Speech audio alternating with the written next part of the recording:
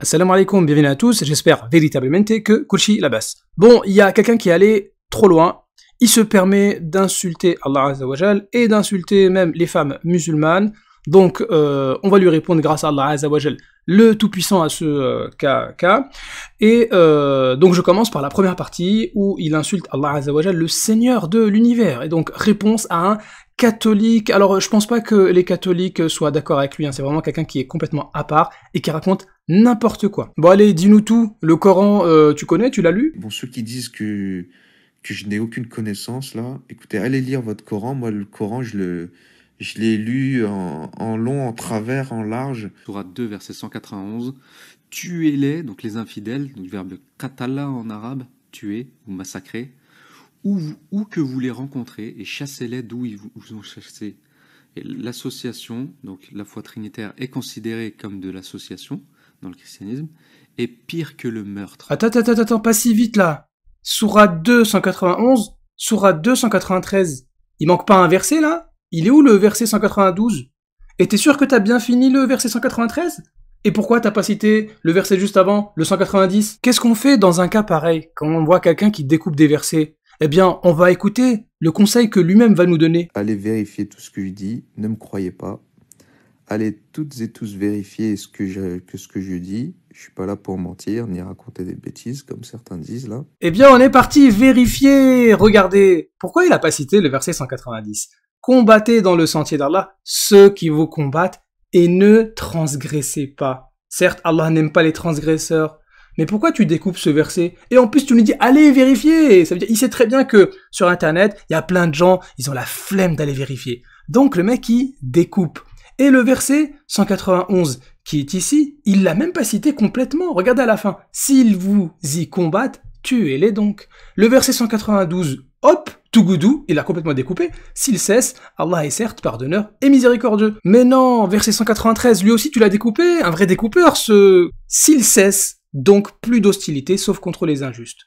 En fait, le mec, il est en train de découper des versets pour nous faire croire que oui, l'islam s'est tué partout, les mécréants, etc.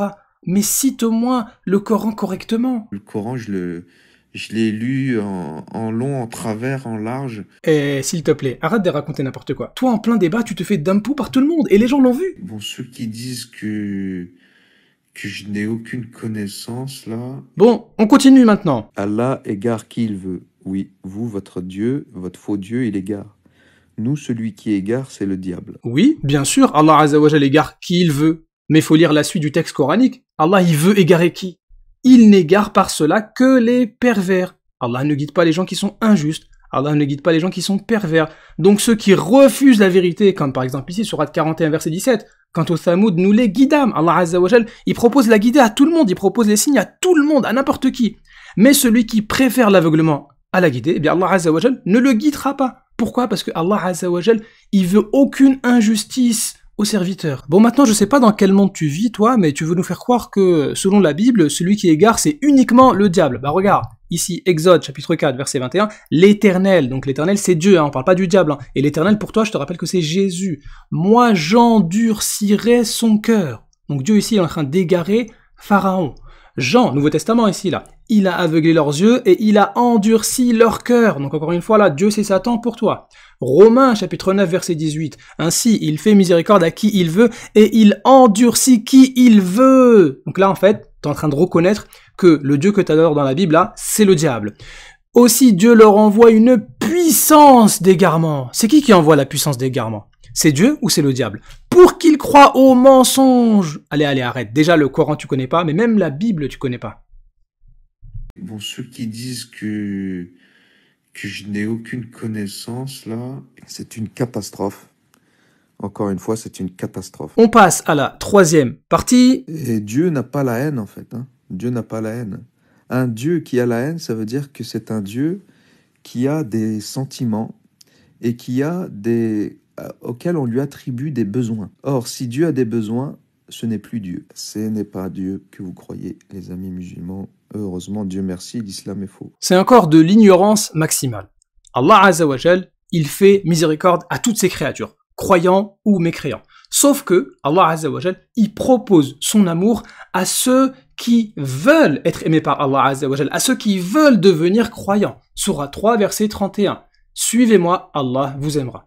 Sourate 11, verset 90, implorez le pardon de votre Seigneur et repentez-vous à lui. Mon Seigneur est vraiment miséricordieux et plein d'amour. Donc dire que Dieu aime tout le monde sans aucune condition, sans aucun effort, c'est faux. L'amour d'Allah Azza wa Jal, il faut le mériter. C'est donc conditionné. Si vous croyez en Allah Azza wa Jal, si vous faites le bien, etc., Allah vous aimera. Et l'amour d'Allah Azza wa Jal, il est extraordinaire.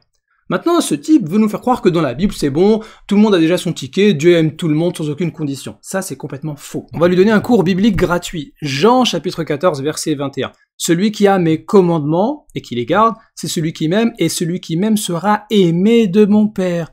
Donc en gros, si vous suivez le messager, vous êtes aimé par Allah. C'est exactement la même chose. Bon, maintenant, il nous dit, un Dieu qui a de la haine, c'est un faux Dieu, etc.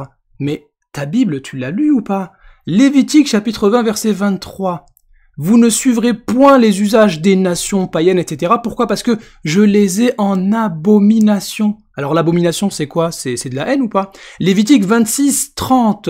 Dieu parle aux enfants d'Israël que s'ils commencent à faire n'importe quoi et se détournent de sa loi, mon âme vous aura en horreur. En horreur, hein. C'est de la haine ou pas? Bah, ça commence par un H pareil, hein, peut-être. Hein. Psaume 5, 5. Tu es, alors là c'est clairement de la haine, hein. Psaume 5.5, tu es tous ceux qui commettent l'iniquité. Encore Psaume 11.5, l'Éternel sonde le juste, il est le méchant.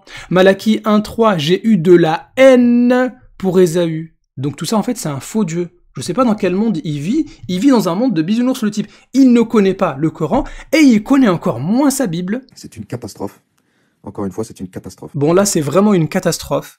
Il est vraiment allé trop loin. Sourate 8, verset 17, qu'est-ce qui est écrit?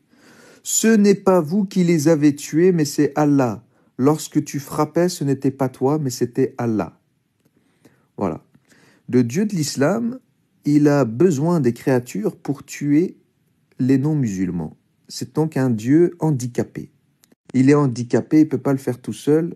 Il a besoin de ces créatures, de ces musulmans, de ces apôtres, pour tuer les mécréants. Encore une ignorance extraordinaire. Allah Azza wa Jal, il agit comme il veut. Parfois, il va détruire des peuples directement, sans intervention de créatures, et parfois Allah Azza wa Jal, il va laisser les croyants se défendre, pouvoir se venger lors d'une guerre face aux mécréants, puisque c'est ça ici le contexte de la sourate 8. Et même dans ce cas-là, même dans le cas où il n'y a pas de signe extraordinaire, bien qu'il y avait quand même des anges qui les ont aidés, eh bien, il ne faut pas que les croyants pensent que c'est grâce à notre force, c'est grâce à notre tactique et notre intelligence qu'on a eu le dessus. Allah Azza wa Jal, il leur montre que même dans ce cas-là, la victoire vient d'Allah Azza wa Jal. Et parfois, comme dans la sourate 33 par exemple, Allah Azza wa Jal va utiliser les croyants et en plus, il va les aider par exemple d'un vent, ou bien des troupes, c'est-à-dire les anges ici, comme c'était aussi le cas là. Donc rien à voir avec le fait que Allah Azza wa Jal ne puisse pas détruire l'ennemi directement sans intervention des hommes. Bon, maintenant regardez ce type, il va se faire d'un-pou lui-même par ses propres arguments. Prenons la Bible, Psaume 44. Ce n'est pas mon épée qui me sauvera, mais c'est toi qui nous délivres de nos ennemis. Donc en fait c'est un peu la même conception qu'ici. Bon, maintenant il va nous dire oui mais pourquoi Dieu ne tue pas directement, il est handicapé, il a besoin de dire aux hommes à les tuer. Mais attends, mais ta Bible là, qu'est-ce qu'elle dit? 1 Samuel chapitre 15, c'est l'Éternel qui parle ici, hein. Donc c'est Jésus pour toi. Tu feras mourir. Il a pas dit c'est moi, je vais les tuer directement, c'est toi, tu devais le faire. Ça, c'est la Bible, c'est l'Ancien Testament, et c'est Dieu qui parle ici. Donc, selon toi, Dieu est handicapé. Pourquoi Dieu, il les fait pas mourir directement ici? Pourquoi Dieu, il ordonne à des hommes, à des créatures, tu feras mourir hommes et femmes, enfants et nourrissons, même les animaux? Mais pourquoi Dieu ne peut pas le faire directement? Donc Dieu est handicapé selon toi, mais c'est quel Dieu que tu adores? C'est ni le Dieu de la Bible, ni le Dieu du Coran. C'est pour ça que je vous ai dit, en fait, même les catholiques, ils vont dire, mais arrête de parler, tu racontes n'importe quoi, toi, t'es en train d'insulter la Bible. Et oui, ce type-là, je pense qu'il est complètement fou.